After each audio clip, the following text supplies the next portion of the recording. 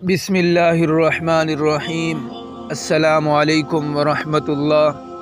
دوستو، ایک نوجوان جس کی تعلیم بھی نہیں تھی اور شکل بھی عام سی تھی اور تعلیم بھی نہیں تھی، اس کی ایک خوبصورت کزن تھی۔ اس نوجوان نے کہا، میں اپنی کزن سے شادی کرنا چاہتا ہوں۔ چنانچہ ماں نے بھی ادھر زور دیا۔ لڑکی والوں نے لڑکی سے پوچھا تو لڑکی نے شروع میں ہاں کر دی۔ نکاح ہو گیا، رخصتی بھی ہو گئی، لیکن جب وہ اس کے پاس آ کر رہی تو اسے پتہ چلا کہ یہ تو پکا جاہل ہے۔ وہ سوچ میں پڑ گئی، نہ شکل ہے نہ عقل ہے، زندگی کیسے گزرے گی۔ چنانچہ لڑکی نے اس نوجوان کو دل میں ہی ناپسند کرنا شروع کر دیا، مگر خاموش رہی۔ شادی کے 3-4 دن بعد عام طور پر دلہنیں اپنے ماں باپ کے گھر جاتی ہیں۔ یہ لڑکی بھی گھر گئی۔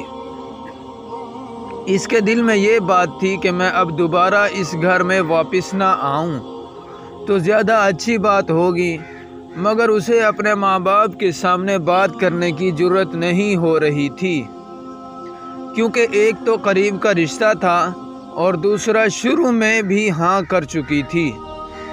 2-4 دن بعد خامد لینے آ گیا۔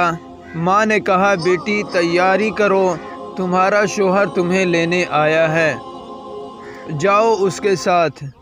چنانچہ اس نے اپنا سامان باندھا اور اس کے ساتھ چل پڑی۔ ایک گاؤں سے دوسرے گاؤں جانا تھا۔ راستے میں اس نے خامد سے کہا، مجھے پیاس لگی ہے۔ قریب ہی ایک کنواں تھا۔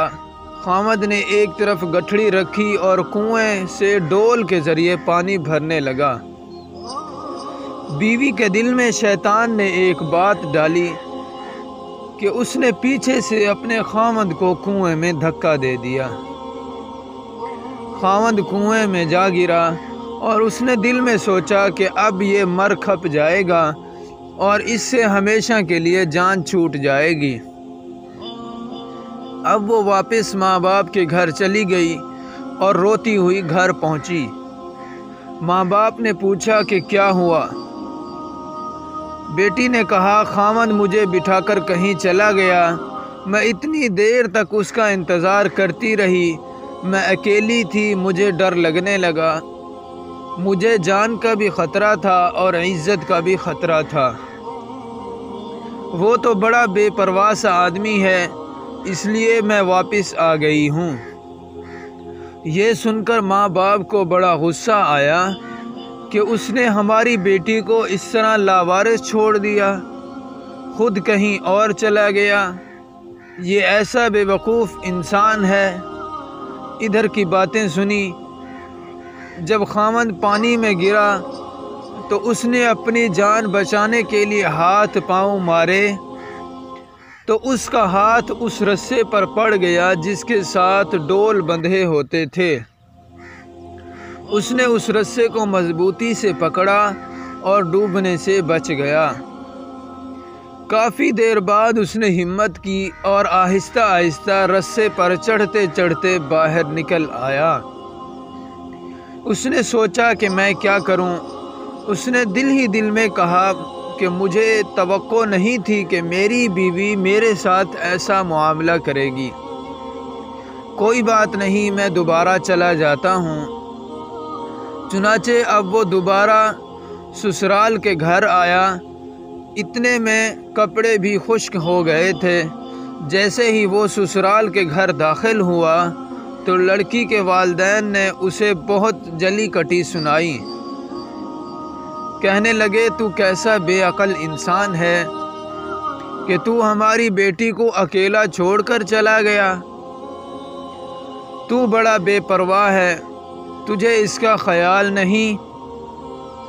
انہوں نے جو کچھ کہا اس نے خاموشی سے سنا اور آخر میں اتنا کہا کہ ہاں، مجھ سے غلطی ہو گئی ہے، بہرحال آپ اپنی بیٹی کو بھیج دیں، ہمیں گھر جانے میں دیر ہو رہی ہے۔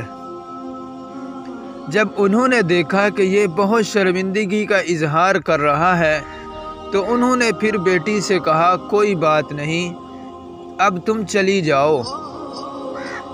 اب بیٹی تو چل پڑی، لیکن اس کے دل میں ایک بات بار بار آنے لگی۔ اگرچہ یہ ان پڑھ تھا، اگرچہ یہ بے عقل تھا، شکل اچھی نہیں تھی، مگر اس نے میرے والدین کے سامنے میرے عیب کو چھپایا ہے۔ اس کا دل بڑا ہے، اگر یہ میرے ماں باپ کے سامنے میرا عیب کھول دیتا تو میں ماں باپ کے سامنے چہرہ دکھانے کے قابل نہ رہتی۔ اس ایک بات پر اس لڑکی کے دل میں خاوند کے لیے اتنی محبت پیدا ہو گئی کہ اس نے اپنی بقیہ زندگی خاوند کی محبت میں گزار دی۔ اس کہانی سے ہمیں یہ سبق ملتا ہے کہ انسان کی اصلیت کا پتہ اس کے ظاہر سے نہیں بلکہ اس کے عمل سے لگتا ہے۔ ہم کسی بھی انسان کے بارے میں رائے اس کی شکل سے نہیں لگا سکتے۔ اصل انسان تو وہ ہے جو نہ صرف اپنے سامنے عزت دے بلکہ لوگوں کے سامنے بھی آپ کے عیب کو چھپائے۔ اللہ تعالی ہمارے دلوں کو صاف رکھے اور ایسا بنا دے کہ دوسرے ہم سے خوشی محسوس کریں۔ رسول اللہ صلی اللہ علیہ وسلم نے فرمایا، اللہ کے بہترین بندے وہ لوگ ہیں کہ انہیں دیکھ کر اللہ یاد آ جائے، اور اللہ کے بدترین بندے وہ ہوتے ہیں جو چغل خوری کرتے ہیں، دوستوں کے درمیان تفریق پیدا کرتے ہیں، بے گناہ لوگوں میں عیب تلاش کرتے ہیں۔ حضرت ابو ہریرہ رضی اللہ عنہ سے روایت ہے کہ رسول اللہ صلی اللہ علیہ وسلم نے فرمایا، جو شخص دنیا میں کسی کے عیب چھپائے گا اللہ تعالیٰ قیامت کے دن اس کے عیب چھپائیں گے۔ رسول اللہ صلی اللہ علیہ وسلم نے فرمایا، جس نے کسی مسلمان کا عیب دیکھا اور اسے چھپایا تو وہ ایسے ہے جیسے اس نے کسی زندہ درگور کی ہوئی لڑکی کو زندہ کیا۔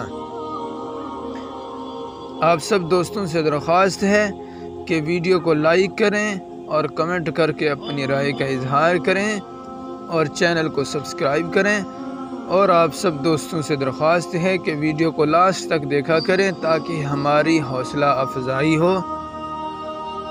زندگی رہی تو انشاءاللہ ملتے ہیں نیکسٹ ویڈیو میں، تب تک کے لیے اللہ حافظ۔